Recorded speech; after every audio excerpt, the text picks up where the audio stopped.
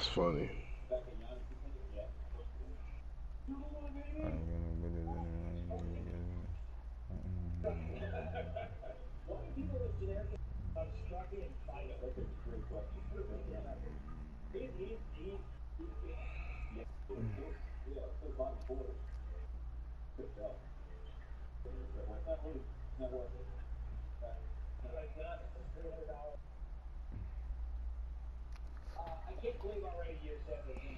Finish your midday without pausing. Try YouTube Premium on us. Style uninterrupted.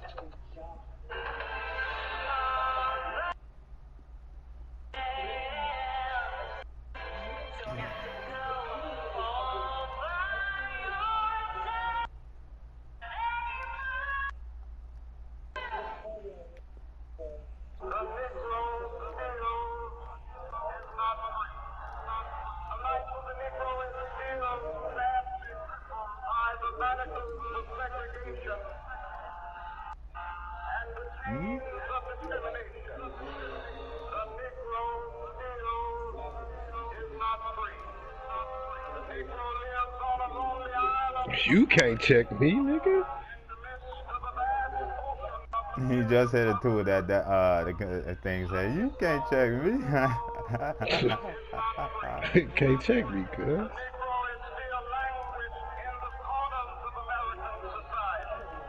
You can't shoot. You just want to come down here and dunk too, nigga.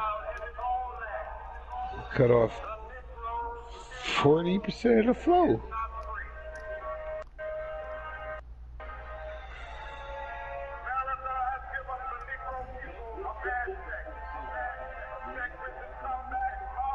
Well, I think he want people to scream for him and stuff, so he could do all the dribbling things.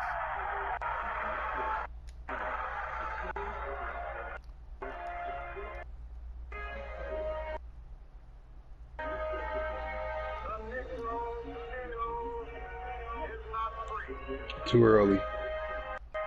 I felt that one.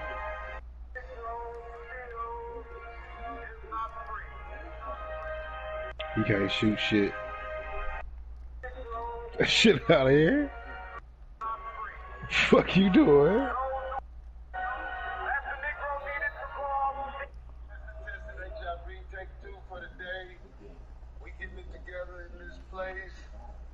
Ladies and gentlemen, are we good? All right, I am Corey Holcomb, and this is the 5150 Bring It To Your Hands podcast. We are blessed to be at the world famous Coin Academy. Did I say it wrong again? No, you said it right. Yeah. World famous Coin Academy. Goddammit. Hold on. Y'all don't know. Good people right here. That's right. They made this Oh shit. my man from above down, lay low. Oh, John buried. Appreciate you, brother, man. I tell you, since I moved out here to LA, I see all the motherfuckers I heard as I was coming up listening, goddammit. Motherfuckers, lay low them. I done met Dre. You met Dre before? Yeah, just like, Craig was telling me about his time he spent with Boy George and shit.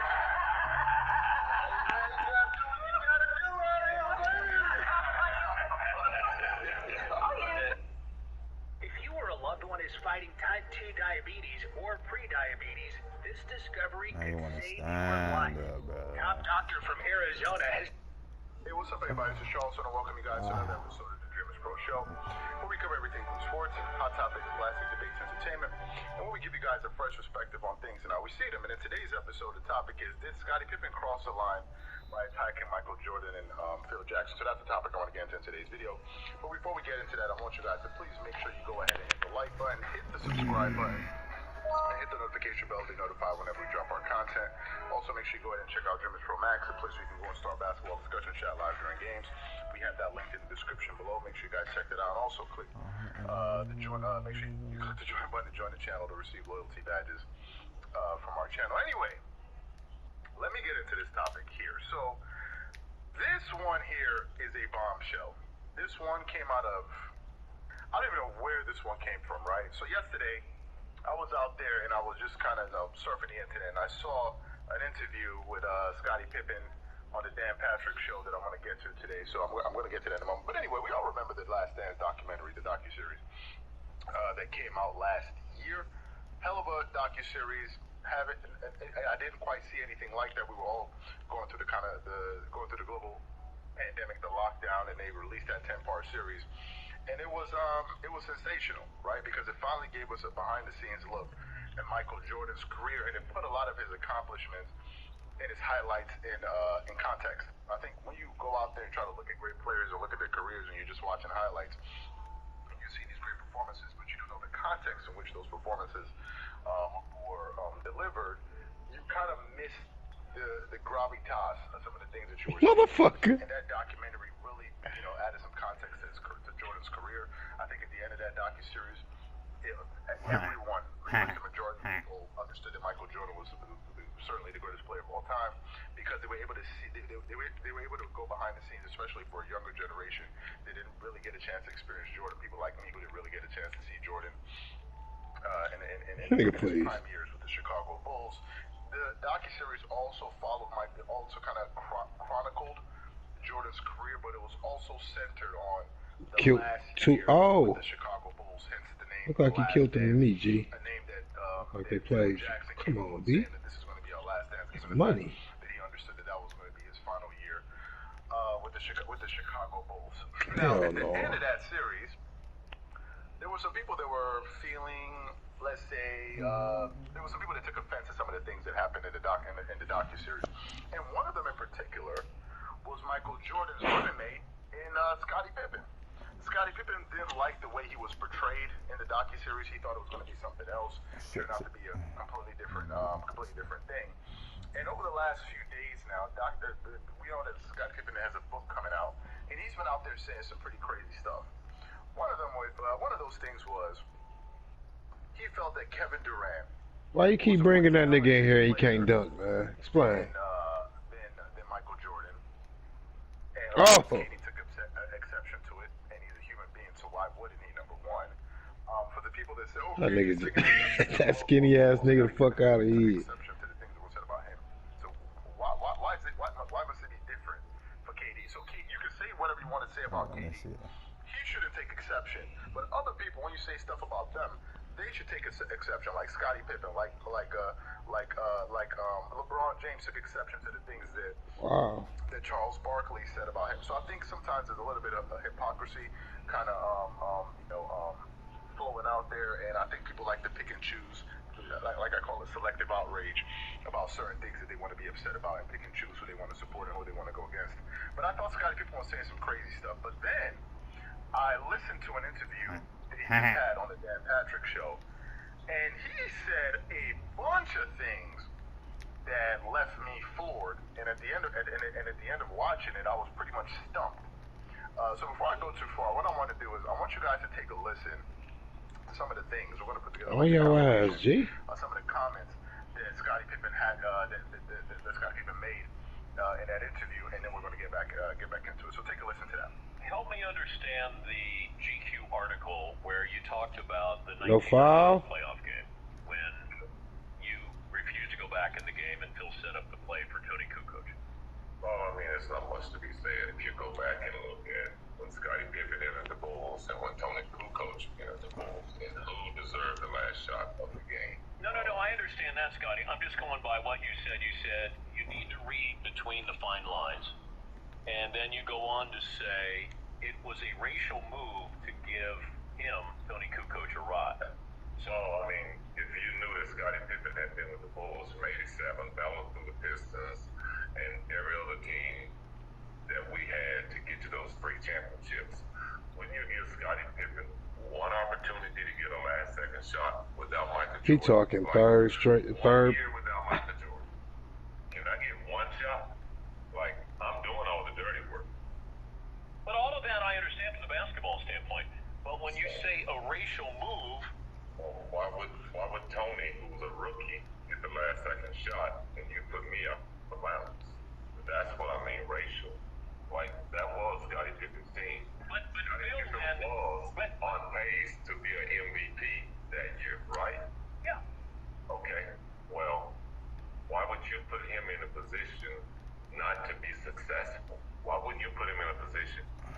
Oh, that's what he ain't liking. You shitting on everybody. Well, come on, Red Braids. But if You the man. talk to Phil about this, because by saying a You the racial man. move, You the man. you're calling You the man. racist. I don't got a problem with that. Do you think Phil was or is? Oh, yeah. I mean, do you remember Phil Jackson left the Lakers, wrote a book on Kobe Bryant, and then came back and coached him? I mean, who would do that? You name someone in professional sports that would do that. You know? I think he tried to expose Kobe. Man, you are ass. You're not finna do shit to me. I'm locked in, cuz. C-Roll helping a little bit, but I'm locked in, nigga. You ain't got shit coming. Because that's what team is about. But you as the head coach, open it up. And now you go out and you try to belittle, at that time, probably one of the greatest players in the game. Well, it feels like he's disloyal. I don't know if that makes him a racist. Well, that's your way of putting it out, and I have my way. I was in the locker room with him. I was in practices with him. You're looking for him afar. Yeah, and look, that's why I wanted to have you on. But I go back, and Phil designed a play for Steve Kerr when Mike was there, and Mike didn't have a problem with that, did he? I don't understand. You're not setting me up to answer My the right boy. question. What do you mean? Instead of a play for Steve Kerr, he didn't set that Oh, play yeah. for Steve Kerr. He said that play for Michael Jordan. I thought in the huddle, Mike says, "I'm going to throw you the ball. You'll be open at the foul line." And Phil had nothing to do with that. And you don't want to get this show started because it'll take us a long time. Do you know all those cameras that's sitting in that huddle who they was working for? The NBA. You know who Michael was speaking to when he said that, right? That was planned. That was speaking to the camera. That wasn't speaking out of what we're gonna have. This nigga sound retarded. More and more I listen to this nigga. Had John Stockton not came down, trust me. But that was building his own documentary because he knew he was controlling the camera. Now, in that clip, Scottie Pippen said a few things that I want to unpack. Let him go. The first one is, and I think is the one that most people are going to kind of hone in on, was that he said that Phil Jackson was a racist. And his reason for saying that was because at the time Michael Jordan wasn't with the team, he was the #1 option on the team, and then he drew up a play, I think at the end of the game, for Tony Kukoc, I think it was a rookie at the time, coming from Europe, over him. And he's like, we all know when Jordan is not here, I'm the #1 option. So why would you draw up a play like this for him and not draw it up for me, right? He took exception to Phil Jackson doing that. And he said that the only thing he could think of was that the only reason that Phil Jackson would do that was because Phil Jackson is or was a racist. And when he said that, I had to kind of pause for a second. And I said, okay, wait a minute. You're calling Phil Jackson a racist. And Dan Patrick was like, because of that? And he goes on to say, well, no, I also was coached with this guy. You know, I was coached by him, played under him for some years. I was with him, you know, every day in practice and all of this stuff. And I can tell you that he's a racist. And now I got to scrutinize some of those comments. So first of all, I just got some questions. If that's the reason Phil Jackson calling that play for drawing that play up for Tony Kukoc and not you, if that's the reason Nigga, please. that you're saying Phil Jackson is a racist, I think that is absolutely absurd. That's the reason they were going to say Phil Jackson is a racist, so I don't buy that, right? I don't buy that, number one. Number two, if Phil Jackson is a racist,